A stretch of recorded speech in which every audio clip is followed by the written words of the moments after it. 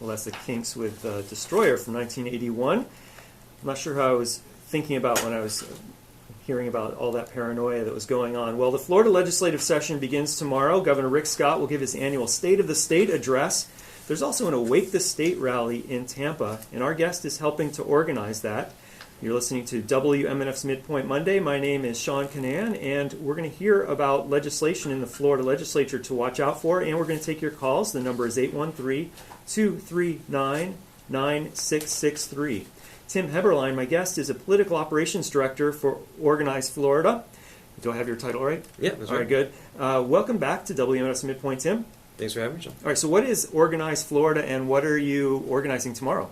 So Organize Florida is actually a grassroots membership organization founded back in 2009 when we were actually fighting for earned sick time in Orange County. Started in Orange County, and we just expanded to include Tampa and Osceola this last year during the election season, and we're over on Waters and Del Mabry.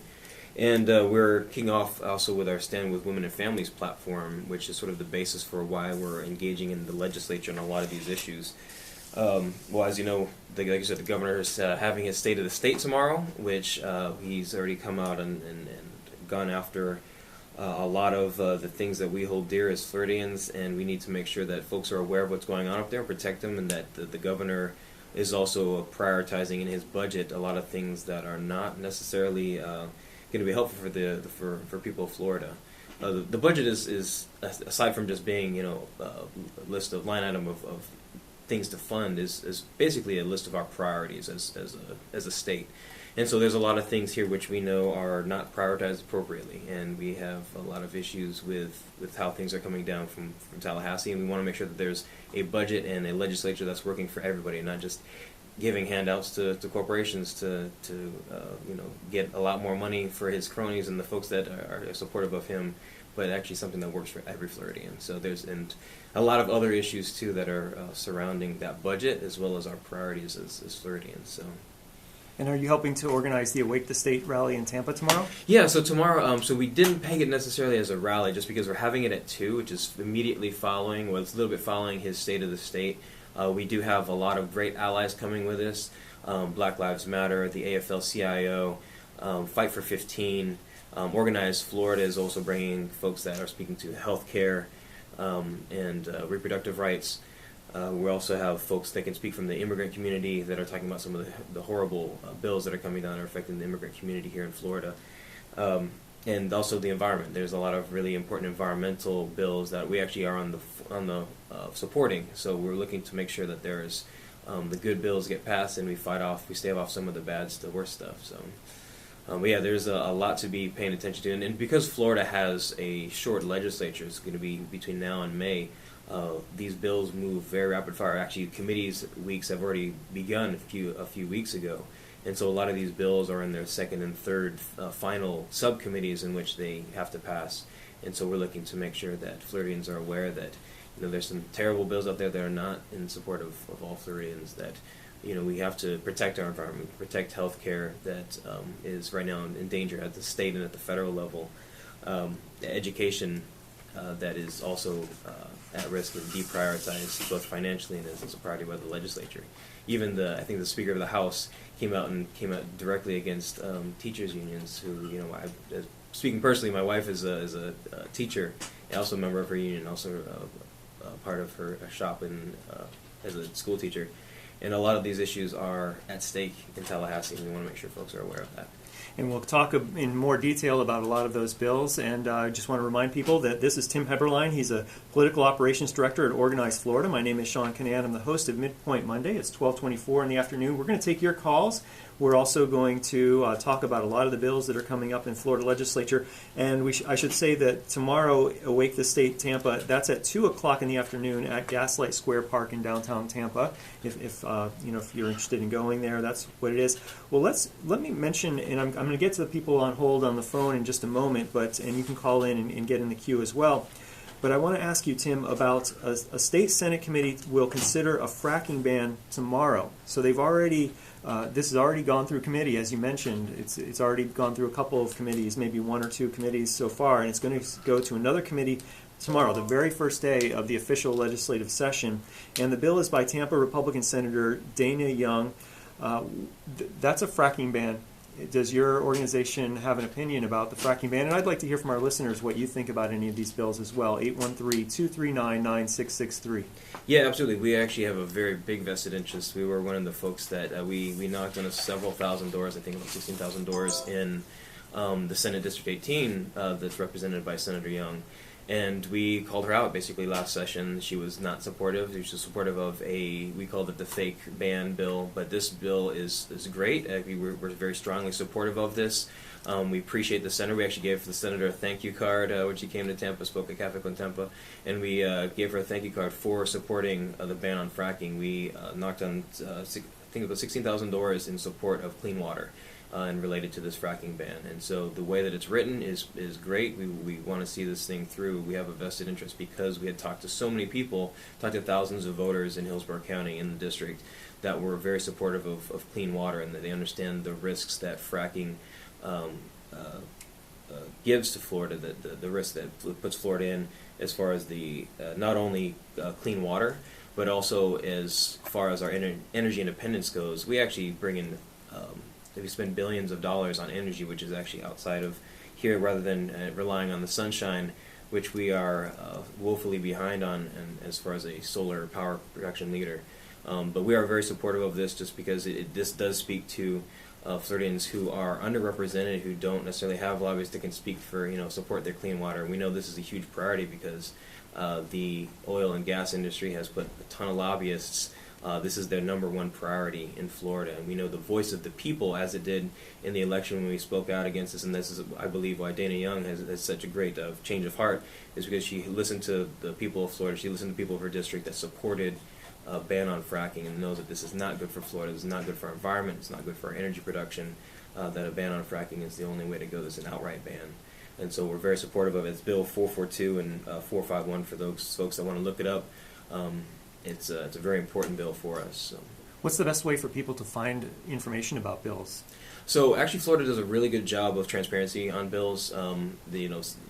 As far as like understanding where they're at in the process through their first or second reading, what subcommittees they're assigned to. So in the House, it's myfloridahouse.gov, and then the Florida Senate website is flsenate.gov, I believe. And actually, you can even sign in an account and find bills that you're interested in tracking. I think the other part too is like not being over inundated with the number of bills that are happening up there, because it's in the thousands and it's rapid fire, rapid pace.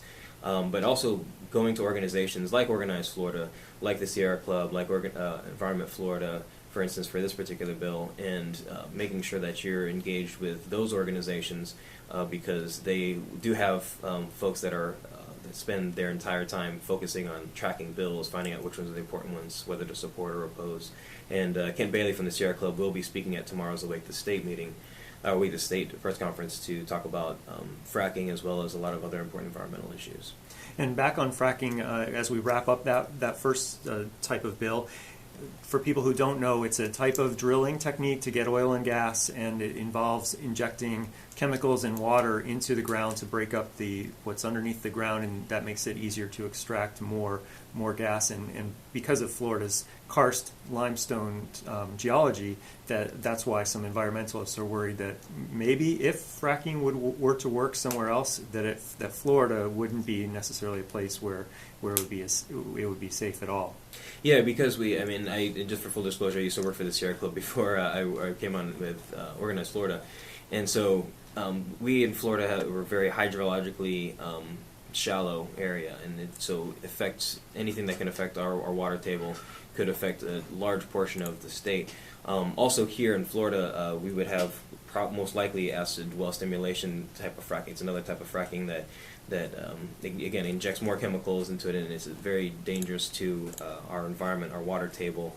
And I'll leave it at this, like my again personal story. My grandfather, who recently passed, working on selling his house in Oklahoma. Oklahoma is like basically one of the top places for fracking. And they actually have very distant from fault lines. They have earthquakes, 4.5 magnitude earthquakes in Oklahoma now. And so when selling his house, it became very, very difficult because of the earthquakes that were going on in Oklahoma City. It was ridiculous, and this is a direct result of the fracking industry that's going on up there. And again, in Florida, where we are very hydrologically sensitive to these type of extraction methods, it's not healthy for us at all. So. Our guest is Tim Heberlein. He's Political Operations Director at Organized Florida, and you're listening to 88.5 FM, WMNF Tampa. I'm Seán Kinane. I'm the host of MidPoint Monday, and let's go to the phones now. Right now we have John on the line in St. Pete. Hi, John.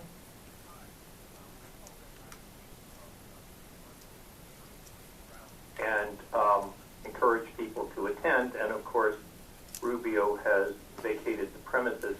So I just wanted to call and just tell people who are feeling orphaned about another demonstration they could attend. It's by a group called Peace First, and it's Wednesday from 4:30 to 5:30 p.m.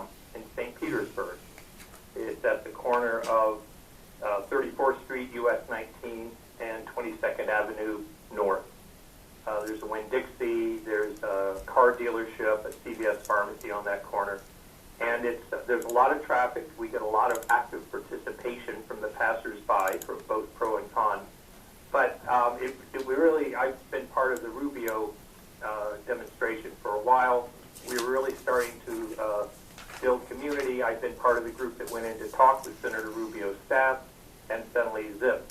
So if folks are looking for a way to express their concerns about the Trump administration, about the ACA and so forth, of course, go await Florida tomorrow. But we will be at that corner every Wednesday through March. John, thanks for the call. All right, thanks. I appreciate that. 813-239-9663 if you'd like to join the conversation. We'll get to the people on the line in a little bit. And but I want to continue this conversation. And I got an email from Anita. And Anita is saying, Sable Trail is already horizontally fracking. This pipeline will affect Tampa's drinking water eventually. And in this case, I think Anita is talking about fracking underneath the rivers, for example, not in order to extract natural resources, not to extract the fossil fuels, but in order to drill a hole in order to place the pipeline. So I don't know, would horizontal fracking in order to drill a pipeline route, would that be covered under the fracking ban? I don't know if it would. No, so Sable Trail is actually a separate issue. It is important because Sable Trail is one of the large transmission pipelines that they're looking to bring in. Again, when I mentioned a lot of our money goes out of state to bring in natural gas from that is other places. We're basically buying energy from the other parts of the country when we could be producing it here on our own. But Sable Trail is one of those large pipeline projects which they're looking to bring a large amount of natural gas into Florida. And we actually went over to Polk County about a month ago.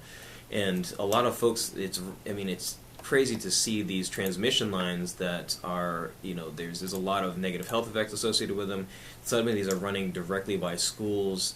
I don't know if there's, folks remember in California it was like last year where there was a huge leak, and this was very dangerous to the community of gas that was leaked from the pipeline. And here these are running literally, we saw it directly across from an elementary school of new development out there where there's a nice golf course and these fancy houses, and they don't know that there's this somewhat dangerous transmission line running right next to the road.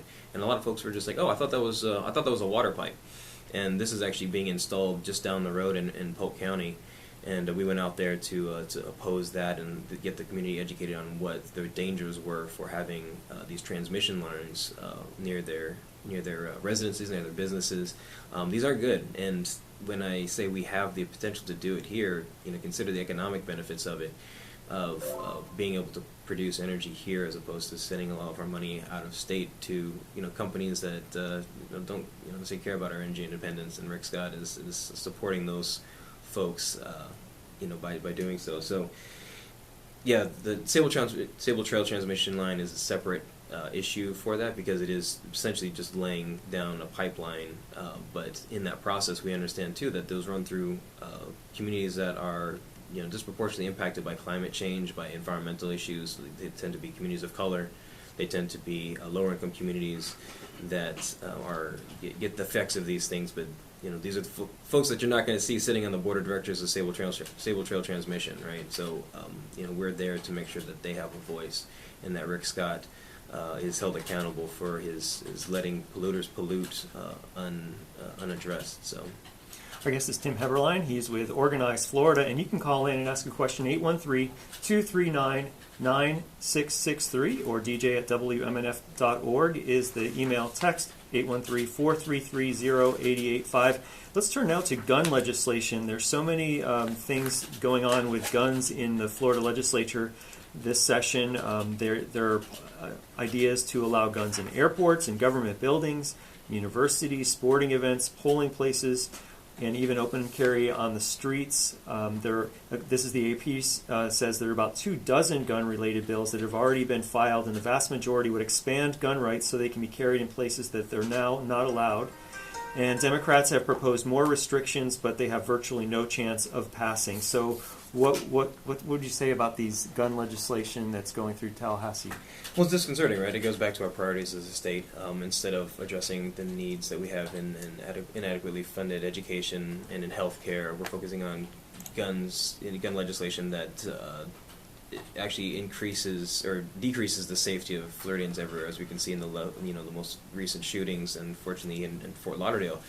One of the bills that was presented, I think, by one of the local representatives, Rayburn, was there was an omnibus bill about open carry, and concealed carry in a lot of these other places. I think there was thought that wouldn't pass, so now that there's multiple bills regarding gun legislation across the state, which do exactly the opposite of gun safety.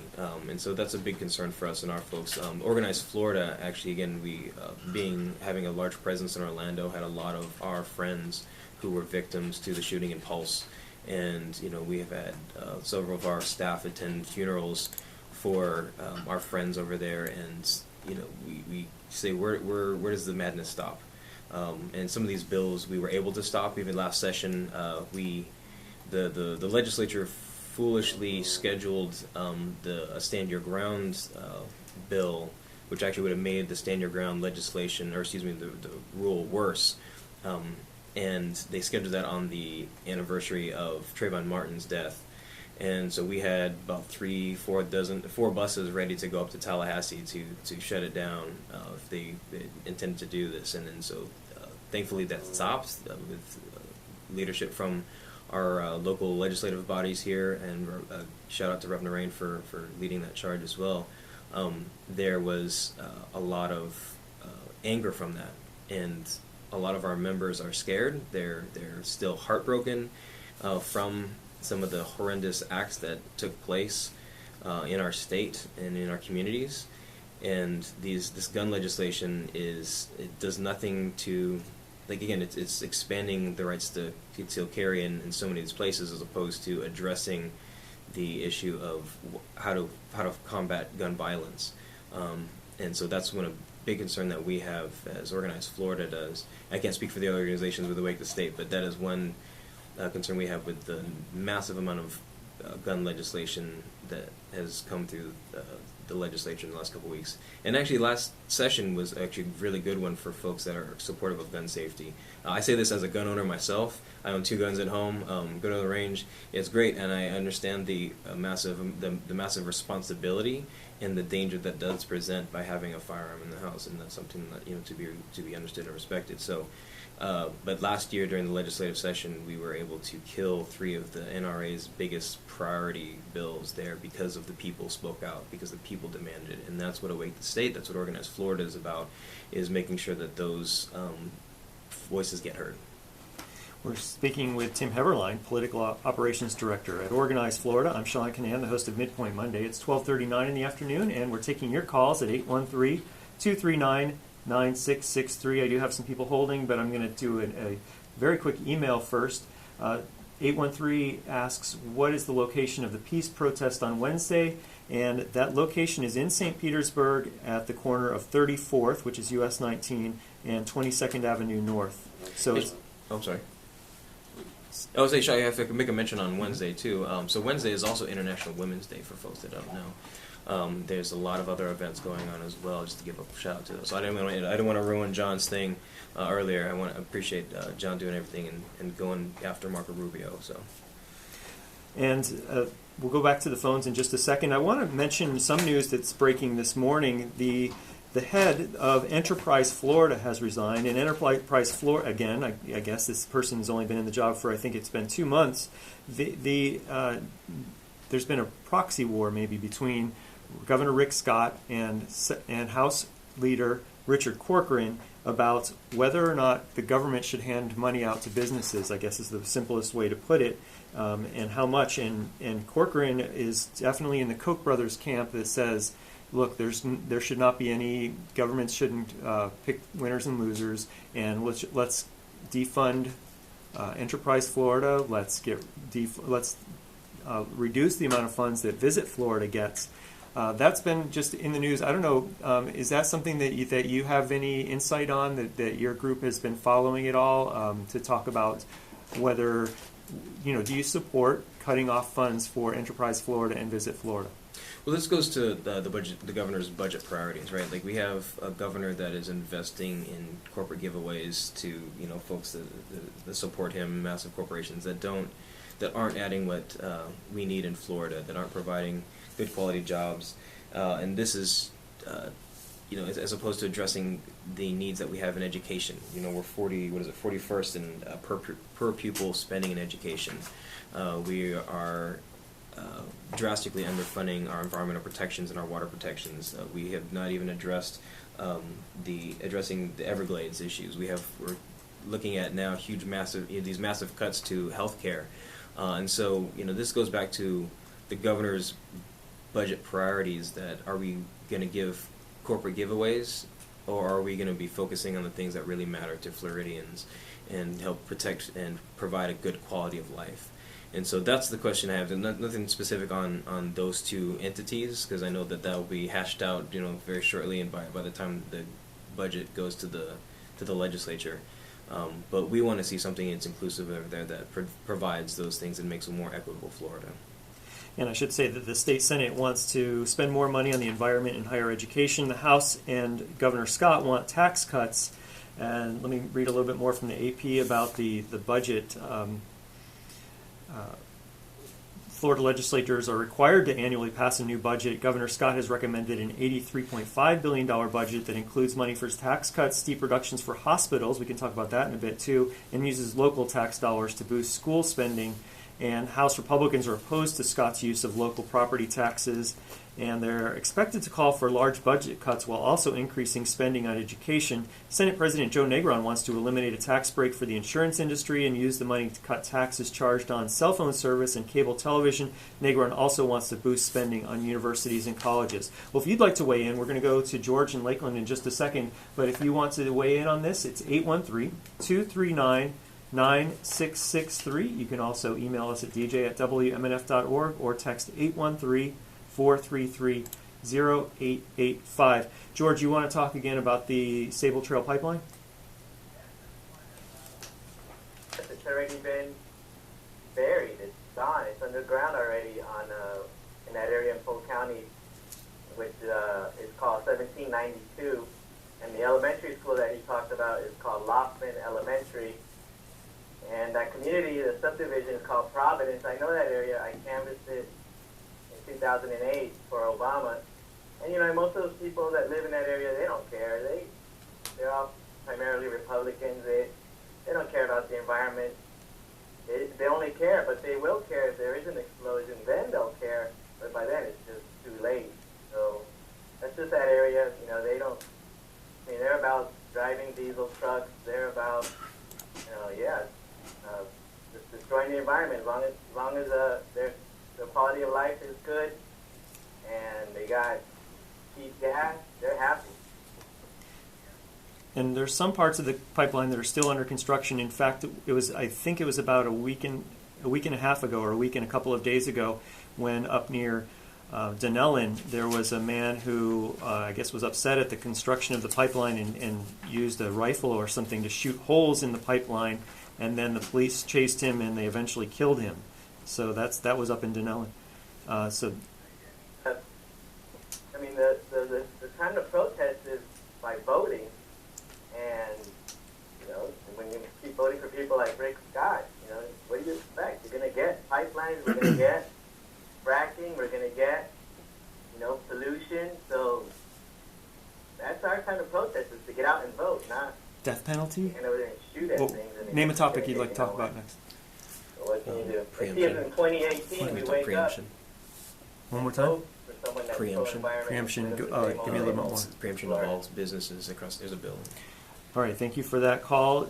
Thanks, George. I appreciate that call. 813-239-9663.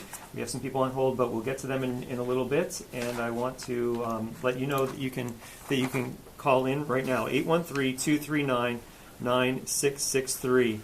Now, in general, you hear out of Tallahassee, or conservatives in general, I think it's pretty fair to say they say things like local control, states' rights, but then sometimes they preempt what's happening locally. Yeah. So, there's some examples though in Tallahassee where the state legislature wants to say to local communities, "No, we know better. We know better than your local communities. We want to take control."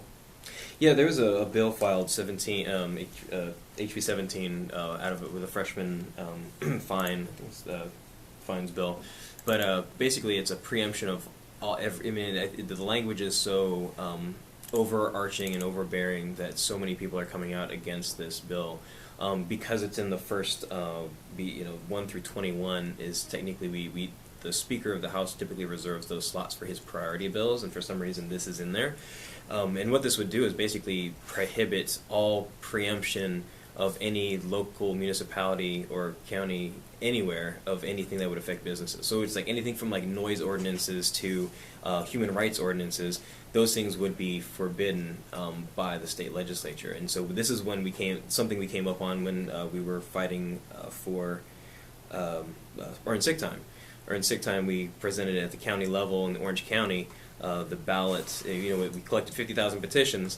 We got it on the ballot, and we needed to get the blessing from the county commission. They were actually collaborating with state legislatures, and we sued them. We won, but the damage had been done. They delivered the quote-unquote kill shot in Tallahassee that preempted counties from passing earned sick time ordinances. So 50,000 voices were silenced, and we actually went on the ballot and won, even though it already, we got the signatures, it won, but because the preemption law had already passed. So this is one of those things where, they folks talk about local control, except when it suits them. And this is a bill that, for some reason is written, it's very overarching. It concerns us because it's there in the Speaker's priorities slot list, and we want to make sure that Floridians know that this is not good for Floridians. We have a lot of allies in this, and we believe that a lot of local legislators, especially ones that have served in local municipalities, are opposed to it. So HB 17 is one regarding local preemption.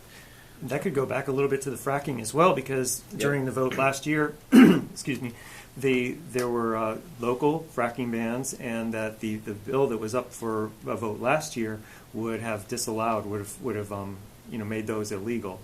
And so or maybe you can also think about minimum wages. If maybe a municipality like Tampa or St. Pete decided that it wanted to raise its minimum wage above the state's minimum wage, a bill like this could say that's not allowed. Yeah, basically, the language is so broad. Anything that affects business in Florida would be prohibited and be reserved for the state, which is, ridiculous. But again, it's something that we're just concerned about because of where it's at in the bill order, and we just want to let folks know that this is something that will have a drastic effect on you, in our everyday life. So we wanted folks to be aware of those type of preemption bills. Anytime that you remove the ability of local governments to have that say in it, it just goes to, for Rick Scott and these folks that are supportive of these policies that don't speak for everyday Florida